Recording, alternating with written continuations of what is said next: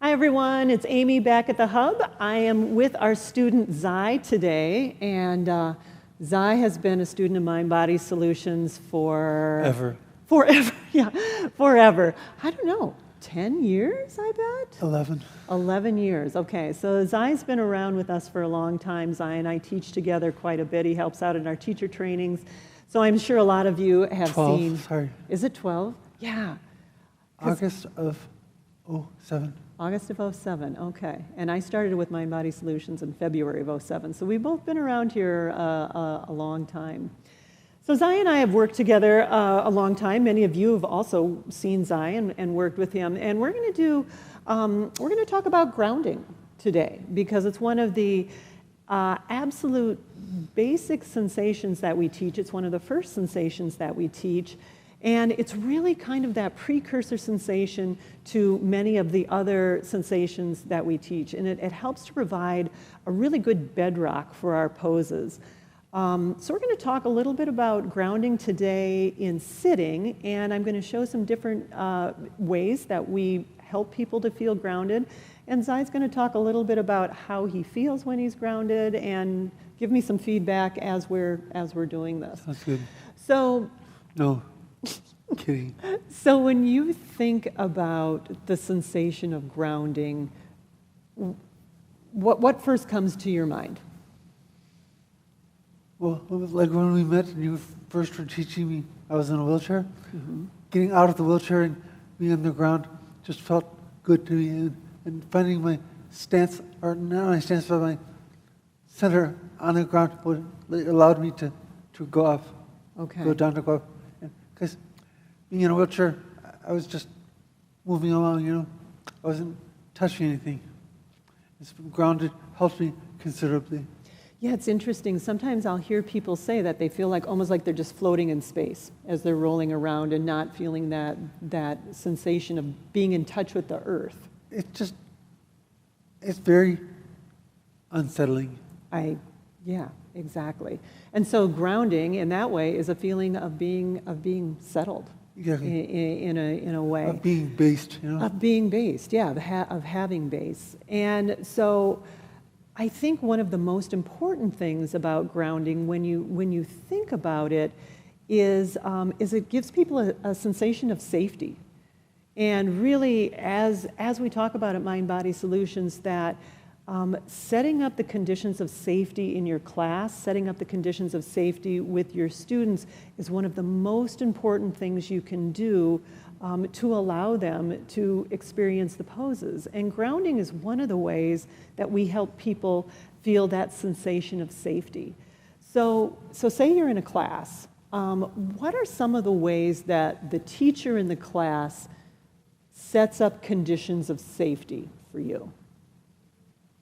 Well, always start in the same pose so that sort of just registers in my head that, okay, you're going to be, whatever you're doing today is going to be in line with what they're doing, with what you're doing. So it gives me a purpose to actually spend the time with myself to get grounded and get centered and find where I'm coming from. Okay, that's great. So there is that almost predictability in a class of everybody starts in sitting meditation or something like that. I don't think it's necessarily predictability, but it's a necessity. Okay, or even a ritual. Yes. Maybe more. Yeah, predictability probably isn't the right word.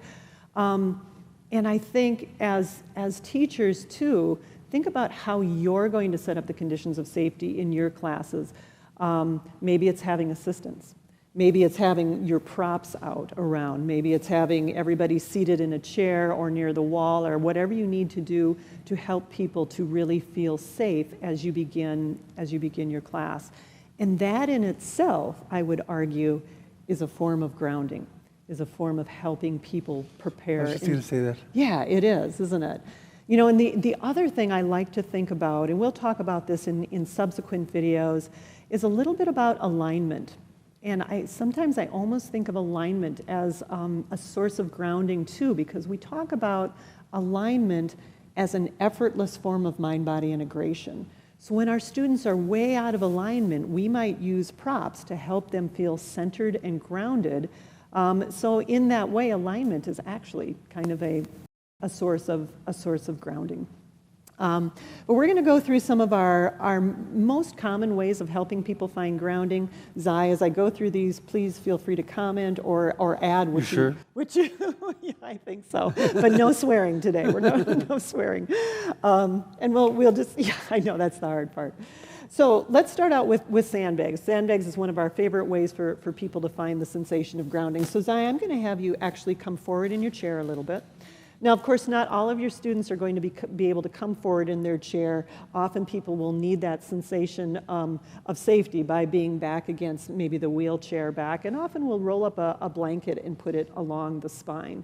Because I know Zai's got really good postural control, I'm going to have him come out to the edge of the chair. So I'm going to take a sandbag. We love sandbags at Mind Body Solutions, and these are about 10 pounds. You can decide how heavy you want them. I'm going to make sure that Zai's legs are out, so his knees are about 90 degrees. So I'm going to have you bring your legs out a little bit and bring your feet together just a hair if you can. There we go. Good. That's plenty. You feeling safe there? Yes. Okay, good. All right. Before I use the sandbag for grounding, I actually pay attention to how I'm lined up with Zai, and I look at him and immediately he comes to center. This is some people who've known each other for a long time.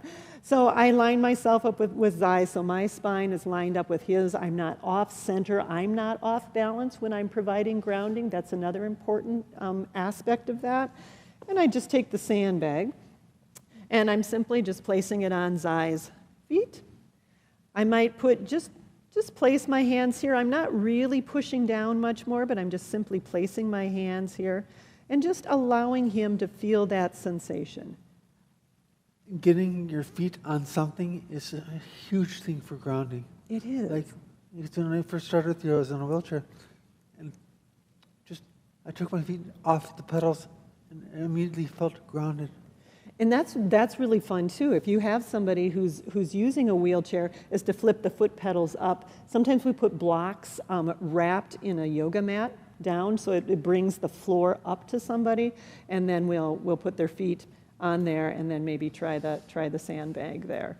So the other thing about grounding is people acclimate pretty quickly. And so if we were sitting here talking too long, after a while you're really not even going to notice that. And Notice what? Exactly. And so the other thing about the sandbags is they feel really good when we put them on, but generally there's also a good feeling when we take it off. So what is the sensation when we take the sandbag off? That I want it back on again. That you want it back on again. That's because you love that sensation of being grounded. Having the sandbag on you wherever it is, whether it's your waist, your shoulder, your feet, wherever, it just helps you feel grounded. Yet, I just want you got to go down to go up. Exactly. And that's something that I didn't realize until I first met you. That's exactly right, and when we'll go in a subsequent video, we're going to talk about that sensation of expansion and how grounding is a precursor to allowing yourself to really grow into a pose. The other thing to remember is not everybody's going to like grounding. So some of the things that we're going to show, just because Zai likes them, doesn't mean that your students will like them. So sometimes people don't like the sensation of the sandbag. Maybe you'll just simply use your hands. Which is even better.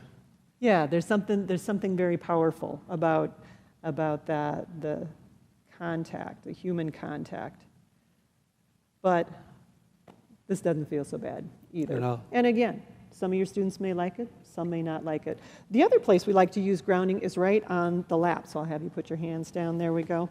So same thing. I'm in alignment with Zai, and I'm just equalizing the sand here in the sandbag, and I just place it on his thighs.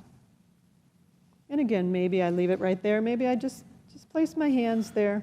What's interesting about having some grounding on your knees, it immediately reminds you to go to your feet.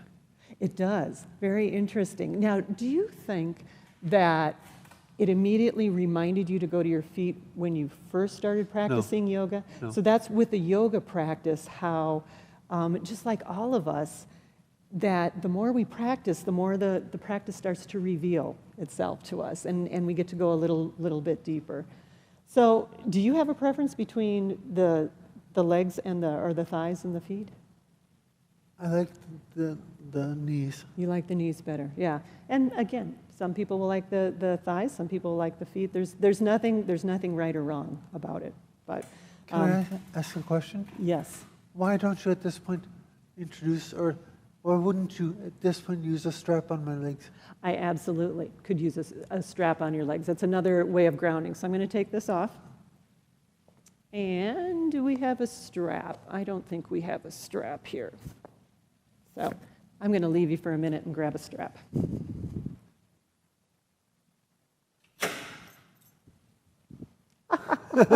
It was quick, though. All right, so another way we like to help people feel grounded and centered is by using a block. Now, this is a wood block. In my yoga classes, most of the time we have soft blocks because I find that they cling a little bit better to people's sweatpants and they don't slide so much. And they're also a lot lighter than the wood blocks. So today I'm using a wood block, but I often use different blocks. So I'm going to put that right in between your thighs there, Zai. And then I'm just taking the belt. And see, it's a little hard to hold, isn't it? I would rather have a soft block here. But for today, this is going to work okay. This is also a particularly good way of helping people ground and center when they don't have control of their legs. And it's a little bit harder to get the block in, but we do. Now notice that when I do this, it's actually pretty snug, isn't it? It feels great. Yeah, so you can let the legs go a bit, and also that I don't have the strap on Zai's leg, but I've actually got it up here just a little bit.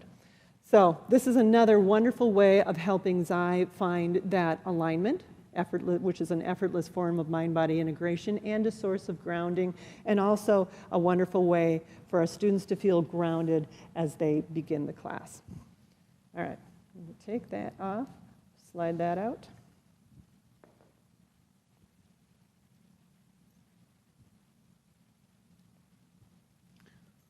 I'm losing the bondage. Kidding. All right, so we'll put that off to the side. Many different ways of using props for grounding. You could take a bolster and put it right across somebody's lap. That's another way of feeling grounded. I know people like to have their pets on their lap. That's a good way of feeling grounded. Sometimes, you stay right where you are.